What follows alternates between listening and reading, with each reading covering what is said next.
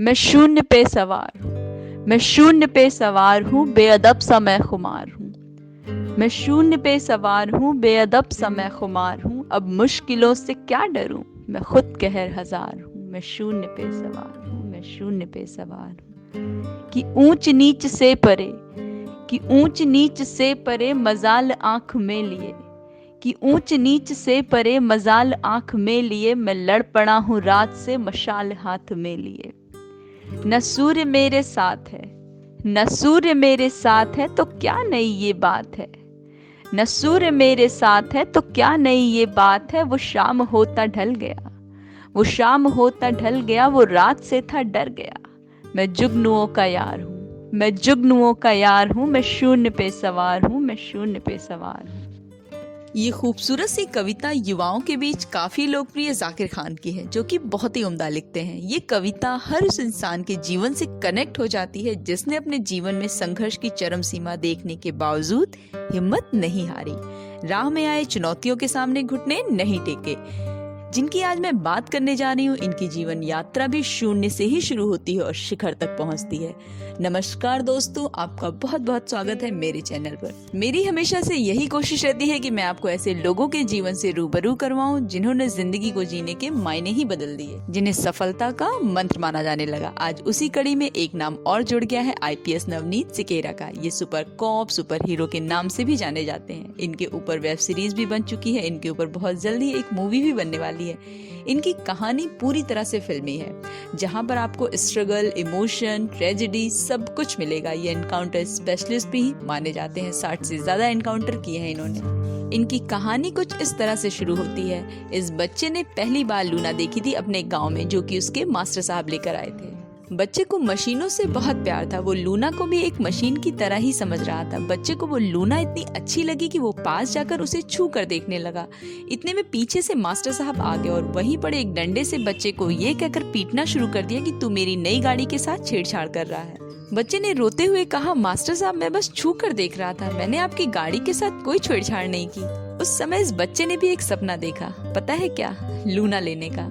ये उस बच्चे का सपना बन गया कि जिस गांव में बिजली ना हो, ना अच्छे स्कूल हो, ना अच्छी सड़कें हो, उस बच्चे ने सपना देखा एक लूना लेने का। पढ़ने में ठीक ठाक होने की वजह से लोगों ने सलाह दी इनके माता पिता को कि इसे शहर ले जाओ।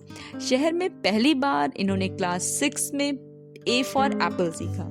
विशुद्ध हिंदी मीडियम में किसी तरह इन्होंने 12वीं तक अपनी पढ़ाई पूरी की। जिस टाउन में ये रहा करते थे वहाँ पर BSc करने के लिए कोई भी कॉलेज नहीं था। ये दिल्ली आ गए और वहाँ हंसराज कॉलेज गए। वहाँ पर काउंटर पर जाकर इन्होंने बोला कि मुझे एक फॉर्म दे दीजिए, मुझे BSc करना है।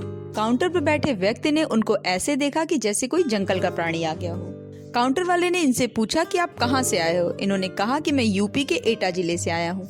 वो व्यक्ति ये सुनते ही बाहर निकल आया। उसने इन्हें 5 रुपए देते हुए बोला कि वापस चले जाओ, क्यों अपना टाइम वेस्ट कर रहे हो। आंखों में आंसू भरकर ये बच्चा बस पर बैठ गया और वापस चला गया।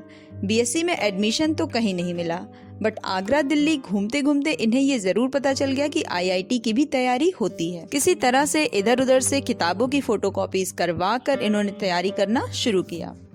और आप विश्वास नहीं करोगे कि उस समय के सारे एग्जाम्स को इस बच्चे ने क्रैक कर दिया and he got IIT Roorkee.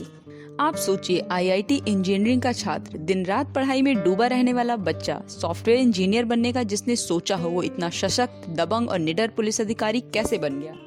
इसके पीछे का कारण तलाशने पर यही लगता है कि ये किसी के साथ गलत होते हुए नहीं देख सकता था।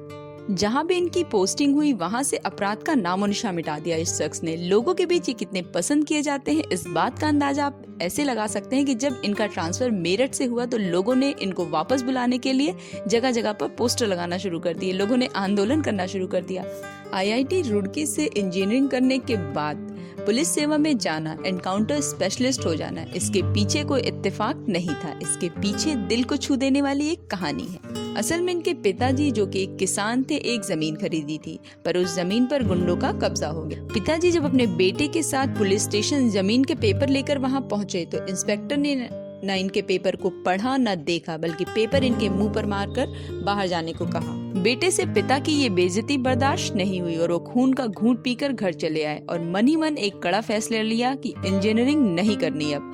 पुलिस विभाग में जाना है और मजबूर लोगों की मदद करनी है, जिसके साथ हमारा सिस्टम इस तरह से व्यवहार करता है। इसके बाद इन्होंने यूपीएससी की तैयारी की और आईएएस बन गए, बट इन्होंने आईएएस की बजाय आईपीएस बनना चुना। ऐसा इन्होंने बदले की भावना के लिए नहीं, बल्कि अपने पिता के खोए सम्मान को वापस दिलाने के लिए और ऐसे लोगों की मदद करने के लिए आईपीएस बने कि कोई थाने आए तो उसकी फरियाद सुनी जाए, ना कि उसे बेइज्जत करके घर भेज दिया जाए।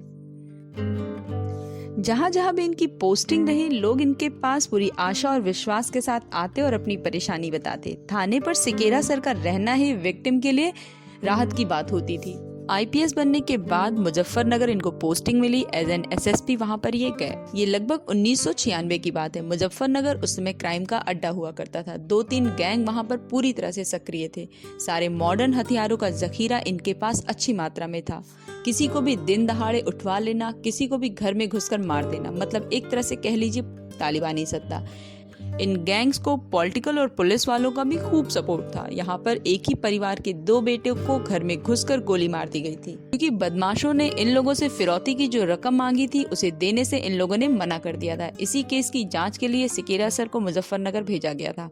पिता को अपने बेटों की अर्थी देते हुए देखकर ये अंदर तक काफी हिल गए, क्योंकि स्वभाव से ये बहुत ही इमोशनल भी हैं। और उसके बाद वहां पर इन्होंने एक एक बदमाशों को चुन चुन कर एनकाउंटर किया। 40 एनकाउंटर किया इन्होंने वहां पर और अपराध का नामो निशा मिटा दिया वहां से। यूपी के बड़े बड़े गैंगस्टर रमेश कालिया हो गए, श्री प्रकाश शुक्ला का भी एनकाउंटर इन्हीं के नाम है। इन्होंने महिलाओं की सुरक्षा के लिए भी ढेर सारे कड़े कदम उठाए।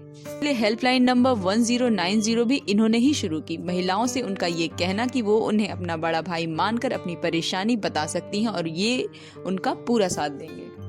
इतना दबंग और निडर आईपीएस ऑफिसर होने के साथ साथ वो एक बहुत ही अच्छे मोटिवेशनल स्पीकर भी हैं। सिकेरा सर कहते हैं कि सफल होने के लिए टैलेंटेड होने की जरूरत नहीं है, जरूरत है तो बस जोश की। टैलेंट आपके पास खुद ब खुद चल कर आएगा। अपने बेहतरीन काम और उपलब्धियों की वजह से भी वो आज की जनरेशन के रोल मॉडल बन चुके हैं। कहते हैं जो पानी से नहाएगा वो लिबास बदलेगा, जो पानी से नहाएगा वो लिबास बदलेगा, पर जो पसीने से नहाएगा वो इतिहास बदलेगा। दोस्तों, आज की ये वीडियो आपको अच्छी लगी हो तो प्लीज इसे लाइक करें, शेयर करें। चैनल पे नए हो तो सब्सक्राइब करें। मेरे चैनल से जुड़ने के लिए बेल आइकन को प्रेस करना बिल्कुल भी ना भूलें। मिलते हैं फिर एक लाइफ चेंजिंग कंटेंट के साथ, फिर एक नई कहानी के साथ मेरी नेक्स्ट वीडियो में। Till then bye bye, take care and thanks for watching.